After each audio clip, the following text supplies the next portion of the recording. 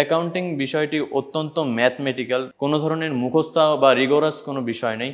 এখানে আমরা প্রথম থেকে শেষ পর্যন্ত শুধুমাত্র বেসিক নিয়ে আলোচনা করব। Out of the box topic নিয়ে পড়ার দরকার নেই, কোনো কিছু ছুটে গেলে সেটা নিয়ে পড়ার দরকার নেই। অ্যাকাউন্টিং পরীক্ষায় ম্যাথমেটিক্যাল হয়, time management is absolutely important. এটা ছাড়া আমরা কোনোভাবে এই পরীক্ষাটা শেষ করতে পারবো না উইদিন দ্য লিমিট। আমাদের প্রথম কাজ হবে কি, প্র্যাকটিসের মাধ্যমে টাইম লিমিটের মধ্যে পরীক্ষা শেষ করার।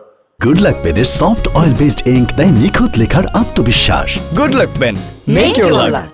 অ্যাকাউন্টিং এর কিছু কিছু ছোট ছোট ম্যাথ আছে, ছোট ছোট ম্যাথের টপিক আছে, যদি আমরা ধরি অনুপাত বিশ্লেষণ, সেইগুলোকে আমরা টার্গেট করব এবং আর্থিক বিবরণীর মতো বড় বড় টপিকরে আমরা শেষের জন্য রাখবো। তোমাদের যদি অ্যাকাউন্টিং পরীক্ষায় প্রসেস ঠিক থাকে, তোমরা একটা ফিক্সড নাম্বার পাবা। কোনোটা যদি ভুল হয় সেটা নিয়ে বারবার কাটামোচা করতে গিয়ে পরীক্ষার হলে সময়ক্ষেপণ একদমই করা যাবে না। অ্যাকাউন্টিং এর যে দুই পত্র আছে, দুইটা পত্রেরই সবচেয়ে গুরুত্বপূর্ণ টপিক হলো আর্থিক বিবরণী। যদি তোমরা এটা স্কিপ করো তাইলে যে তোমাদের A+ মিস হবে এটা নিশ্চিত। যেসব MCQ কাইন্ড অফ প্রশ্ন আছে সেগুলো কম টাইমের মধ্যে শেষ করার চেষ্টা করবা। আর কিছু কিছু জিনিস টার্গেট করা আরো গুরুত্বপূর্ণ, যেমন হিসাব সমীকরণ, রেয়া মিল, এইসব বেসিক টপিকের উপর বেশি ফোকাস দিয়ে পরীক্ষার হলে অ্যাপ্রোচ করা উচিত। তোমাদের জন্য দোয়া করি, আশা করি তোমরা সবাই ভালো করবে, HSC থেকে একটা ভালো ফল নিয়ে অ্যাডমিশন ফেজে যেতে পারবে।